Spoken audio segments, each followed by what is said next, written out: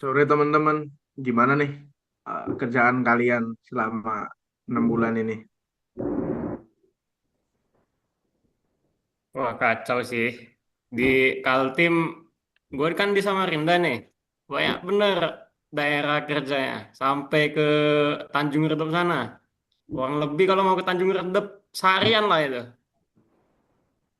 Capek Kalau juga ya. di Kalimantan Selatan ya kurang lebih sama sih Bu. Saya Fahreza sama Fajar nih kurang lebih sama.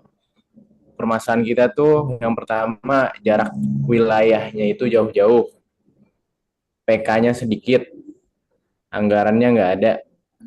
Terus juga pembimbingan dan pengawasannya karena tiga hal tadi ya jadi tidak maksimal.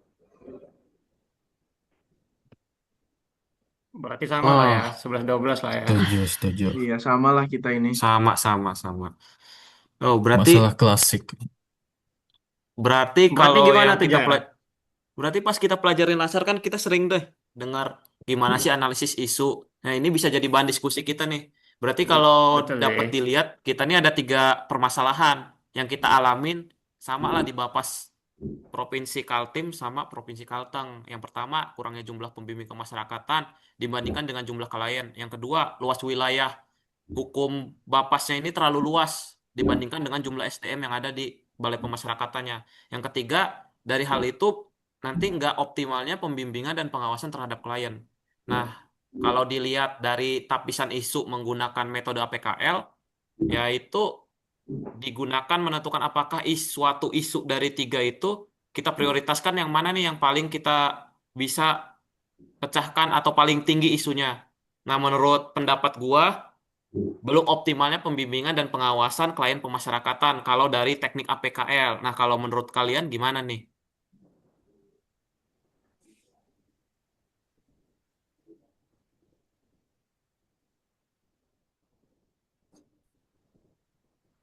Razikin mungkin bisa menyampaikan.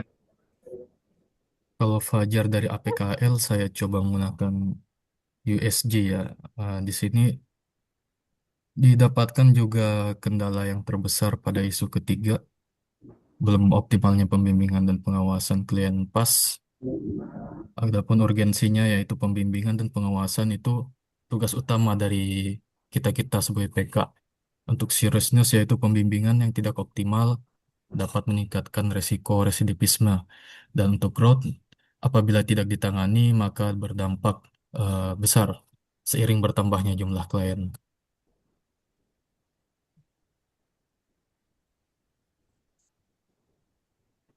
Dan menurut saya berdasarkan hasil analisis APKL dan USG, diperoleh permasalahan inti sebagai berikut, yaitu yang pertama, belum optimalnya pelaksanaan pembimbingan dan pengawasan terhadap klien pemasyarakatan di Bapas akibat keterbatasan jumlah PK serta luasnya wilayah kerja. Lalu permasalahan tersebut menjadi prioritas karena memiliki tingkat urgensi, dampak, dan potensi perkembangan yang paling tinggi dibandingkan isu lainnya, serta masih berada dalam ruang lingkup kewenangan PK untuk dilakukan perbaikan. Nah, dari situ ada nih solusi yang optimalisasi monitoring pembimbingan dan pengawasan klien pemasyarakatan, yaitu melalui sistem monitoring digital berbasis Google Spreadsheet. Sederhananya gini, sistem ini berfungsi sebagai pusat data klien. Jadi di dalamnya ada data registrasi, klasifikasi, tingkat risiko, jadwal wajib lapor, hasil pembimbingan, sampai dashboard yang bisa dipantau secara real time oleh PK. Kemudian harapannya apa nih? Pekerjaan jadi lebih cepat, data lebih rapi, penentuan prioritas bimbingan lebih mudah, dan tentunya pelayanan kepada klien juga menjadi lebih optimal. Kalau kita lihat dari analisis SWOT ya, sebenarnya Bapak sudah punya modal yang cukup kuat, mulai dari SDMPK yang kompeten, regulasi yang jelas, dukungan pimpinan, sampai fasilitas teknologi yang sudah tersedia. Tapi di sisi lain masih ada beberapa tantangan, seperti jumlah PK yang belum sebanding dengan jumlah klien, monitoring yang lebih manual, data yang belum terintegrasi, dan pembimbingan yang belum optimal. Sementara itu, peluangnya juga cukup besar. Sekarang pemerintah sedang mendorong transformasi digital. Ada konsep Smart ASN nih, peluang kolaborasi dengan pihak lain yang menjadi momentum tepat untuk mulai berinovasi.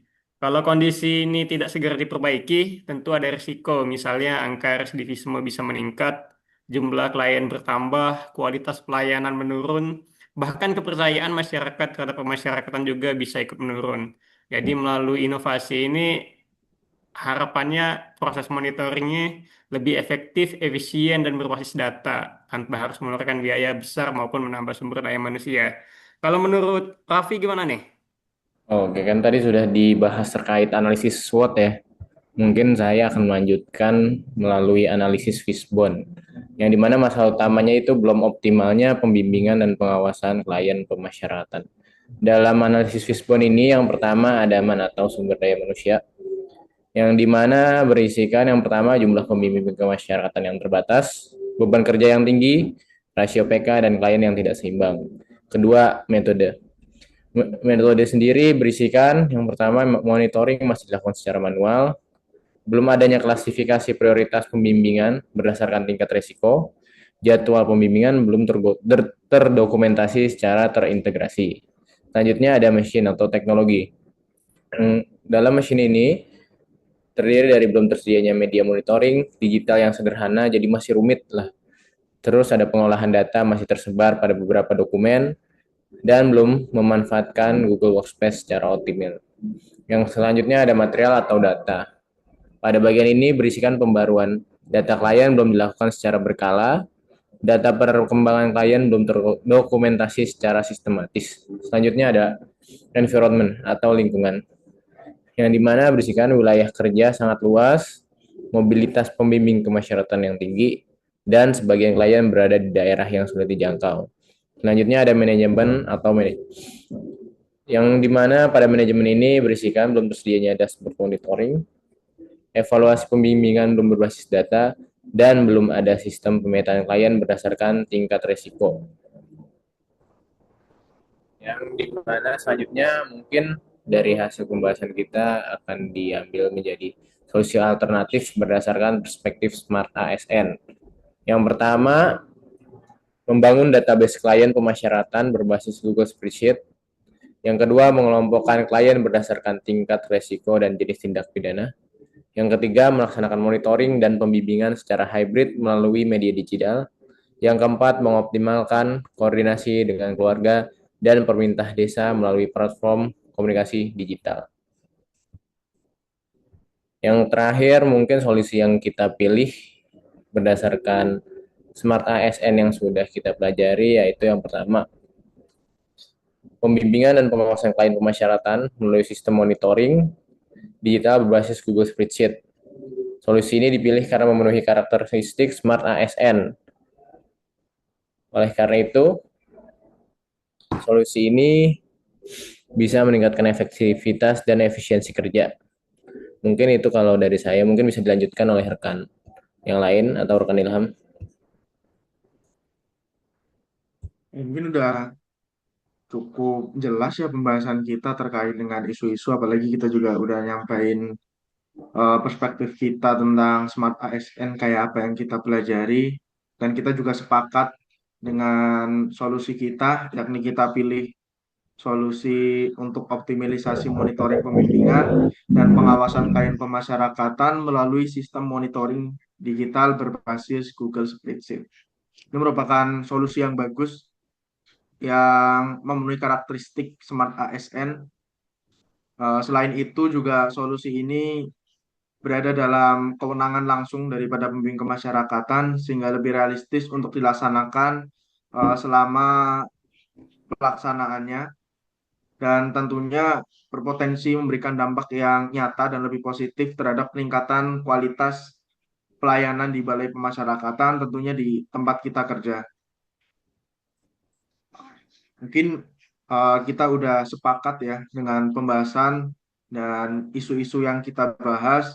Kita juga udah memberikan analisa kita masing-masing dari mulai teknik tapisan, APKL, ISG, kemudian kita sampai menemukan suatu isu, satu isu yang kemudian kita analisis lagi menggunakan metode Fishbone dan SWOT. kita juga udah memberikan gagasan, dan kita pada akhirnya sepakat bahwa menemukan suatu solusi yang terpilih, yakni sistem monitoring digital berbasis Google Spreadsheet yang dapat membantu pelayanan pembimbing kemasyarakatan. Mungkin itu aja yang menjadi pembahasan kita pada sore hari ini. Kita mungkin bisa bertemu lagi, berdiskusi lagi di lain kesempatan. Terima kasih atas waktunya teman-teman semua. Sekian, terima kasih. Selamat sore teman-teman. Selamat sore, makasih rekan-rekan Terima kasih. diskusinya. Makasih, makasih. Terima kasih.